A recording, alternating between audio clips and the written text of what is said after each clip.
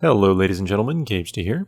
This is the Heroic Healer Guide for Malkorok, the 9th boss in Siege of Orgrimmar. And this video should assist healers with the basics that you'll need to know to get through this encounter on Heroic difficulty. So, to begin, there are a couple new additions on Heroic, the most important of which, that dramatically impacts everything about this fight, is the Essence of Ysarge, or orb spawns that you see around the room. So these are little white orbs that will spawn underneath or near random ranged raid members, very frequently throughout the majority of the fight. So you can see the orbs popping up everywhere very quickly. If any raid member touches an orb, he or she will immediately lose their full Miasma Absorb Shield stack that they had, as well as take about 150,000 shadow damage. So basically, if you touch one, you take 150,000 damage directly to your life before, reductions or mitigation or whatever. So as a healer, you can do very little to prevent other players from touching the orbs. So mostly it's up to them to increase their survivability. But you should just be aware that when you see players losing their shield stack, it's probably because they touched an orb. And you should spam them up quickly to get their shield back before they have to soak up any damage.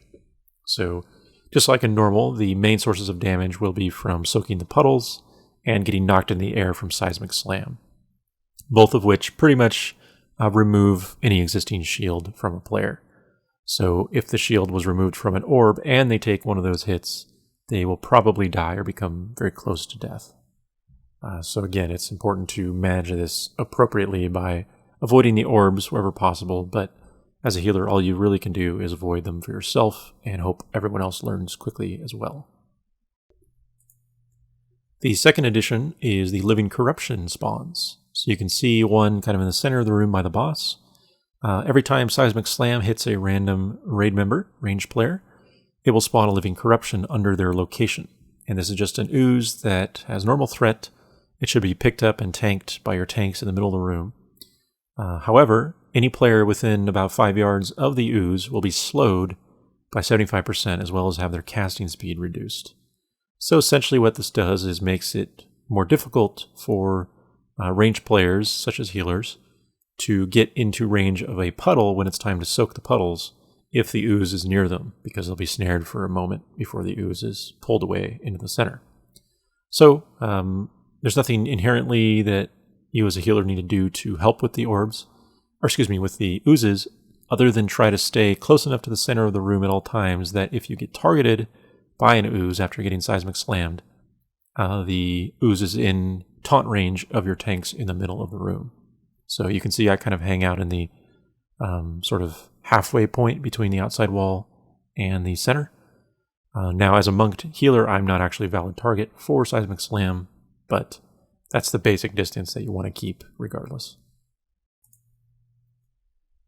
Now the next consideration for healing is how your raid handles Blood Rage. There are two main strategies for this. The first, which you see in the video here, which is much easier in my opinion, is a solo tank method. The basic idea here is that one single tank will stay in front of the boss in melee range during the Blood Rage phase, and by chaining cooldowns and getting lots of heals, can solo the cleave damage that occurs.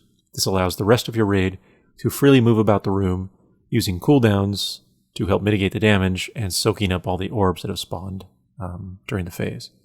So this dramatically eases the next phase because there are very few orbs. You can probably clear most, if not all of them. And as long as you can keep your single tank alive in front, your DPS will overall be a lot higher as well. So it'll be up to your raid to decide how you do this, but we found that our monk tank did a really good job of this, and it was not that difficult to heal. So as a healer, once you get in safe positions to avoid the breath, stay out of melee range and then just focus keeping the monk tank topped off, ready to use outside cooldowns if needed, if he or she doesn't have enough from their personal cooldowns. The second method is to stack up the entire raid in front of the boss, which is sort of the intended or normal difficulty strategy. The difficulty here, however, is that by stacking up on Heroic, the debuff that's cast on 2 random raid members during this phase which requires Dispel, actually causes the players to be rooted in place. And therefore, if you Dispel players while the rest of the raid is stacked up with them, everyone in the raid will take about 500,000 shadow damage when Dispelled. So basically, it's a quick way to kill everyone. Therefore, if you do the stack method, you need a way to remove the snare portion of the debuff. And there seem to be a number of abilities that do this, so I can't really list them. We did a lot of experimentation with our own methods, but eventually settled on the solo tank strategy anyway. But the basic idea is to remove the root effect. The players can run out and then get Dispelled outside of the range or the raid clump position, just like you normally would, and then come back in to help soak. But as I said, if you can use the solo tank method, it will help you in many, many ways, so I strongly recommend doing that if possible. The final thing to consider as a healer is your overall position during most of the fight and how you soak puddles. So the best thing you can do as a raid is to try to have a minimum of 6 ranged players between ranged DPS and healers that can spread out evenly around the room and be in position to soak puddles when they appear. Because of the orbs that are going to be constantly spawning all around, it can be very difficult to quickly move in a straight line to a puddle position. And therefore having more potential players just lessens the distance that players will have to travel when soaking a puddle. So here you can see you're kind of all spread around, soak up the puddles with one of your melee DPS or tanks getting the one near melee, and then get back in your general position and repeat the process. Other than that, try to stay, as I said, somewhat close to the boss if possible, as a healer in particular, because this will allow you to be closer to others for heal purposes. You also want to be opposite your heal partner. So I'm opposite our Holy Paladin in my general position.